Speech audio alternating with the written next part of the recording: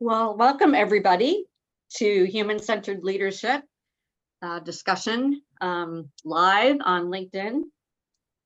And we have some really interesting guests today, but just let me give you an overview first. Mary Axelson is the co-founder with me, or co-founders of Human-Centered Leadership, which is an initiative designed to update antiquated leadership beliefs that are no longer working, that we're still using widely today. And today we're going to talk about a big aspect of human-centered leadership, which is becoming more resilient. Mary and I work with people all the time, work with leaders, and help them to understand that resilience is really not what it used to be. If you think about the pandemic, when we were going through that, we were defining resilience as just having incredible grit and stamina and just pushing ourselves beyond our capabilities to get things done. And while stamina and grit are really important parts of resilience, that's not all there is to it. We have to take care of ourselves too, to be resilient, to be able to move forward and have momentum when things get tough. And so we teach women to, yes, be strong, be tough, but also take care of yourself and encourage other people to take care of themselves too. And one way that we teach women to be resilient and take care of themselves is to look at the energy that they're expending. Mary and I talk a lot about how we often feel like things are out of our control. And of course, a lot of life and work is out of control. Things are changing constantly. We're always disrupted. Things are happening without our say. But one area we do have command over and could get more command over if we were more aware of it is our energy. So Mary and I talk about the idea of energy budgeting, looking at how much energy you have on a given day and asking yourself where you want to put that energy. So asking yourself, for example, just like you would when you're using your money, when you're investing your money, you try to invest your money in things that give back rather than investing in things that drain you. So when you're thinking about energy and where you want to put your energy, you want to think about, okay, if I put my energy into, let's say, exercising on a regular basis, I know that's going to give back because I'm going to be healthier. Or you want to look at it in terms of how you want to withdraw your energy. You know, if you're putting energy into a relationship with someone who's constantly negative and dragging you down, a terrible use of your energy. Another way that we throw energy away is on the internet. You know, we might be surfing the internet thinking we're relaxing and being connected, but we might ask ourselves, you know, is this really upping my energy or is it taking energy away? And chances are, if you're on the internet a lot, just wasting time, that's not a good use of your energy. So today is all about energy budgeting. How can you have a better budget of energy? How can you use your energy more wisely to get better results? Because we find when women budget their energy and are more discerning about where they put it, they tend to get work done more quickly. They work at a higher level. They're more creative, they're more innovative, and everything's better all the way around. So when we think about not having energy, that's usually related to overextending ourselves in one area or another, trying to do too much, or trying to give too much, or trying to stay up too long, or go without water for too long, or without appropriate nourishment in some way. So I want to start by asking our guests today, and we have Kelly Weaver, and we have Kristen Tugman. After you briefly introduce yourselves, if you could answer this question, can you relate to being overextended as women leaders? And do you see this happening with your employees, with the people you lead? Do you see them getting overextended? So why don't we start with Kristen, if you could just briefly introduce yourself and then address those questions about being overextended. Sure. Kelly. Sounds good. Hey, everyone, I'm Kristen Tugman. I lead a team of health and productivity professionals at Prudential Group Insurance. And just quickly, we work with employers to help them figure out ways to maximize productivity and minimize absence. And we focus on psychologically healthy workplaces. I've been in the space for about 25, 30 years, hard to believe, but I would say I'm definitely a recovering perfectionist, and you could certainly argue that over the years I've been an overachiever, and one of those people that historically had felt like it's always go time. And,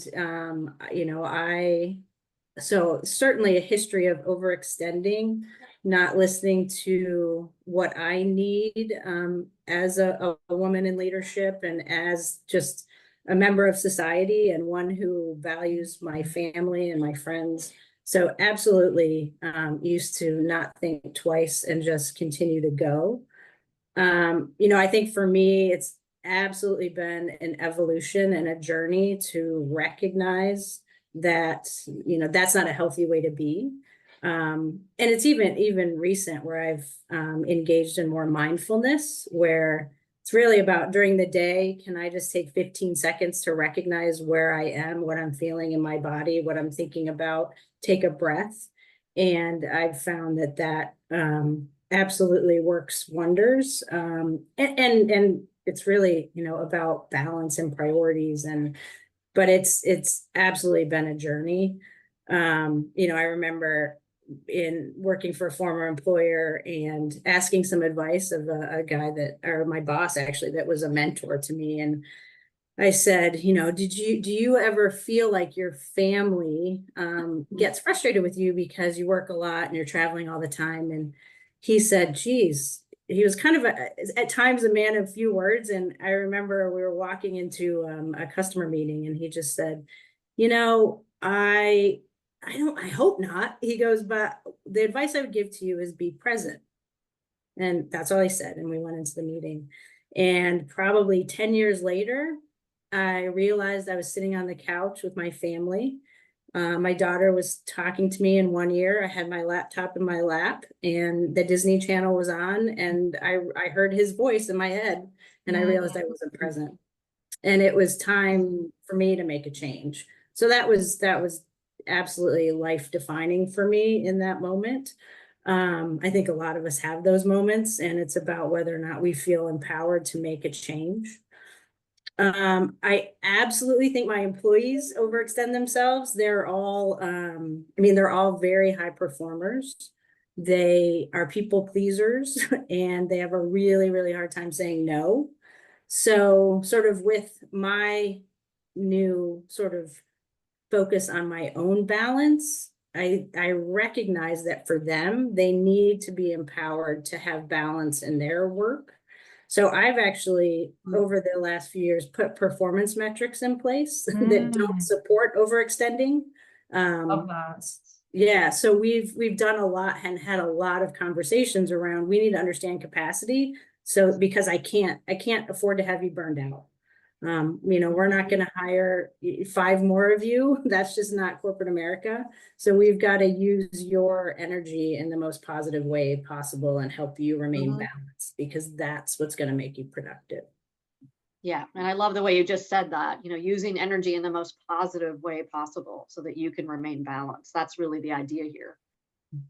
Well, and also the concept of your performance review being based upon how well you take care of yourself. Yes. That's a great idea. Fantastic. Right? What a concept. Yes. Yeah. Thank you, Kristen. And well, how about you, Kelly? You can introduce yourself, and then what are your views on, what it's like to be overextended, and how about your employees?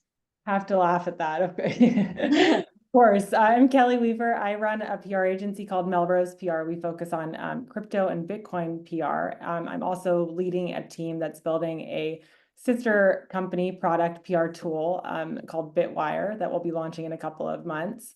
And relevant to this conversation as well, I'm also a wife and a mother of 3 children, the oldest who is 5. So I think that this concept of budgeting energy has been really top of mind for me this year. And it's just interesting how everybody in the world has the same amount of hours per day. And how are we going to use them? And how are we going to budget our time and fill our own cups so that we can be the most effective? I think the bird's eye view is like, what are my big picture goals of my life and and then how do I budget that into daily increments that's going to get me to the outcome that I sort of envision.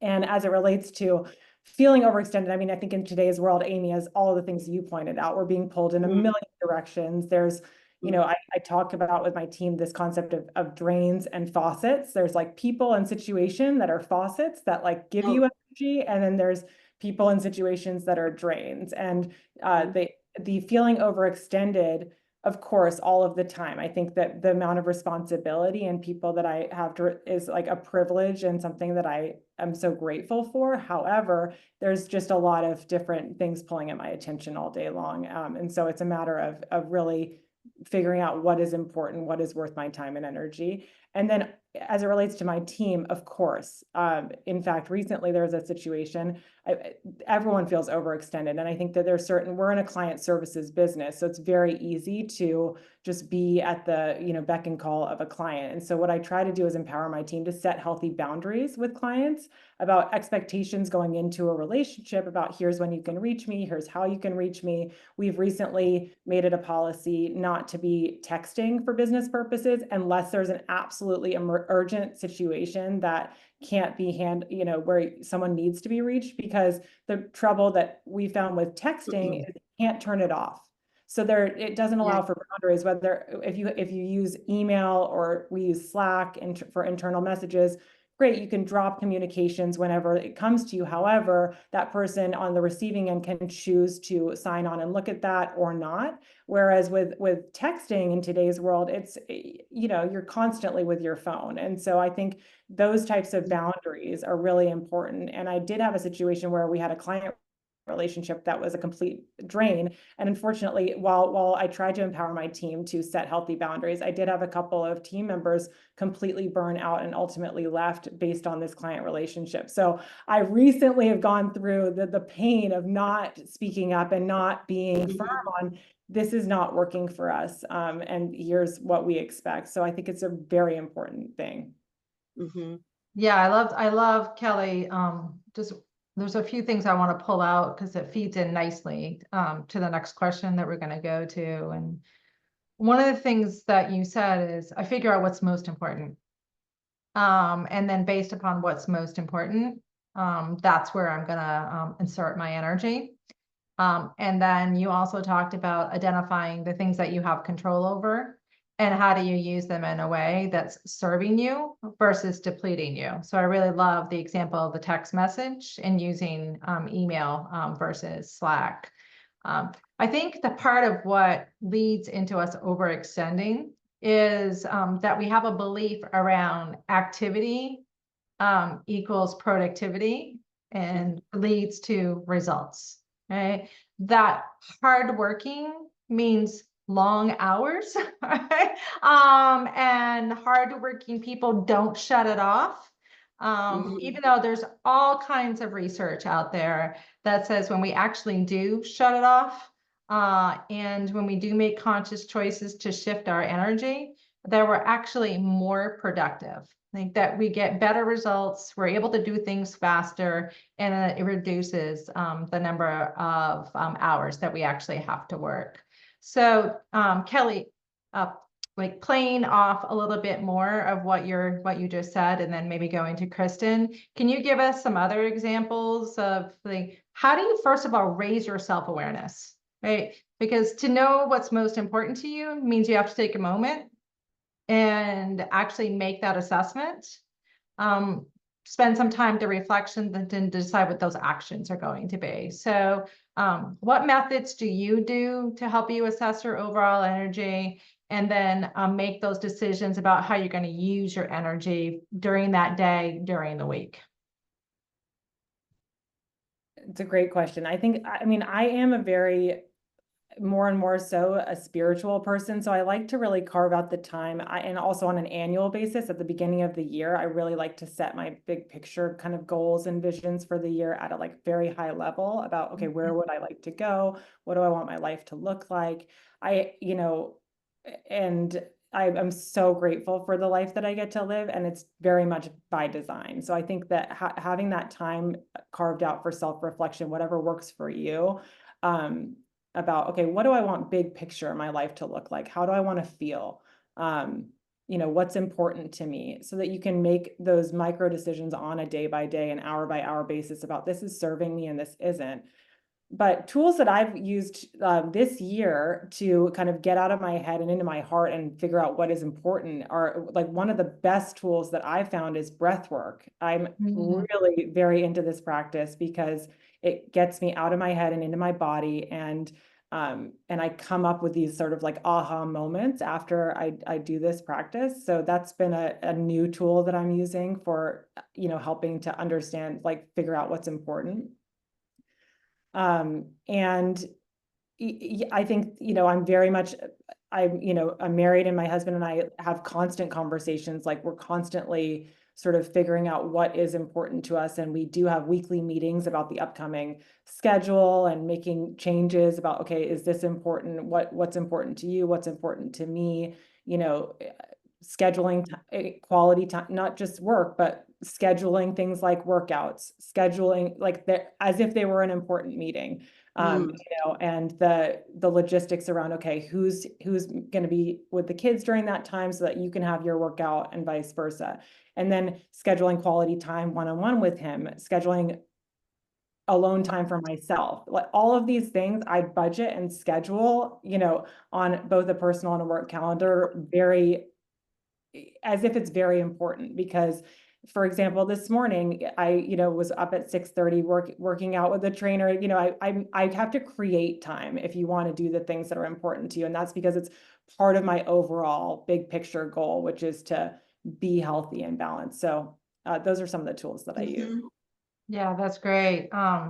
It's one of the things that Amy and I actually talk about is whole person calendaring. Like, somehow we have this mindset that my calendar can only be about certain things. Yeah, we live a whole life, and our calendar and how we want to manage ourselves needs to be inclusive of that. So I really like that you called that one out. Kristen, you said something that I think is incredibly insightful. And when it comes to self-awareness and making changes and adjustments that you want, and then how do you go about doing that? And you said, I had this moment in my life where I had somebody that I respected say something very simple to me around presence. And then here I am with my daughter on the couch, and that's where this epiphany hit me. And then as a result of that, what were some of the changes that you had to make? So it gets back to this whole person mentality that we need to have when we're talking and thinking about energy and how we use it. So, you know, what are some things that you've done? What adjustments have you made so that you're more conscious and intentional about how you're using your energy? You know, I think in that moment, what I also realized, and I think it's okay to kind of have this sort of realization, which is maybe where I'm working right now isn't the right place for me. I mean, that ultimately, that was the change that I needed to make. And I was lucky enough to be recruited by my current employer at that moment. And so I took it. And I was able to set brand new boundaries with a brand new employer who, when I was able to work reasonably, they thought I was just as fabulous as the previous employer thought I was. And what I realized that thinking back was that I didn't have it in me anymore. I had ultimately been to the brink of burnout, and I didn't have it in me anymore to continue on that same path. So it almost forced me to say, okay, this is how I'm going to focus my work and my energy now, and how I'm going to create balance through mindfulness and recognizing my resilience and understanding that, you know what, ultimately, if I'm traveling and I'm working past 7, 8 o'clock, I'm not effective, right? Like, really being honest with yourself about when you are effective. Was I really effective at 10 o'clock at night? Emailing folks back and forth as if it's 3 o'clock in the afternoon? Probably not. So it's, you know, it was time to set those appropriate boundaries and understand what my resilience truly was. I think, you know, we learned a ton, I think, during COVID, in that we all sort of became these hyper productive people trying to get to the other side and we'd all be better for it. But I think there's a concept that I learned called surge capacity depletion. And it's really an important concept in resilience. And COVID was the first time I had really read about it and studied it and thought about it. And I know that I experienced it. And it's really that we only have so much resilience. So it feeds into this whole notion of energy, because truly you only have so much energy. And so surge capacity depletion suggests that we all perform really well in a crisis, but when the crisis is sustained, we all have a propensity to hit a wall. And I know for me, I hit that wall. I mean, my team turned around more work in 3 months than we had the previous year. And I remember waking up on a Monday morning and just not feeling it. Like literally just not feeling it, not depressed, languishing probably. But I realized I needed to take that day off. And ultimately, that's where I think a lot of us get to without that sense of mindfulness and distribution of energy. Again, being mindful of it. And really, for me, it really is taking a pulse on where I am, where my headspace is. Am I feeling like I'm starting to get irritable? Am I feeling tense? What's happening? And I love Kelly's breath work. I do that pretty much every day. People that are around me will say, "What's wrong?" Well, nothing. It's just a deep breath. I just needed to let it out. And so, I always say self-awareness is half the battle, and then really putting action steps into place to ensure that there truly are those boundaries and keeping perspective. How important is it? Right? In 1,000 years, what's going to matter? It's the time you spent with your family. Right. Yeah, I like, Kristen, what you just, an acknowledgement of that. You were at a place where you had established a certain brand. And when you made that shift and you went to a new employer, you saw it as an opportunity to say, okay, what aspects of my brand do I want to continue? Where do I want to change? Because they don't know me from before, right? I have this amazing opportunity. And you did that, and they were just as pleased, probably more pleased, with the results that you were able to produce. So that's, I think so sometimes we also don't realize that you've established a brand. And when you establish a brand, people start to expect that from you. And then that also drives your behavior. And so doing that self-assessment from that perspective too, I think is a really great strategy. So Amy, we have about like 5 minutes left. Do you want to like closing, go to the final question? Sure. Yeah, I wanted to comment on a couple of things that Kelly and Kristen said that I think are really important. I think both of you have alluded to this concept of life design, that we need to, and fortunately we're in a position where we can do this now, post-pandemic, design lives that resonate, design lives that really work for us. Most of us have the opportunity now to work from home or to work from other places.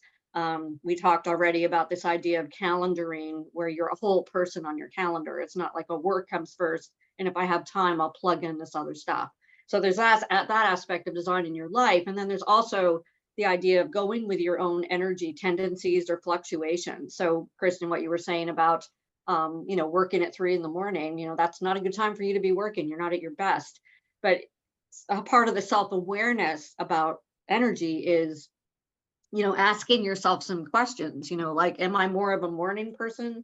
Am I a night person or an afternoon person? Am I introverted, extroverted? What kind of environments boost my energy? What kind of environments take my energy away? And go with that.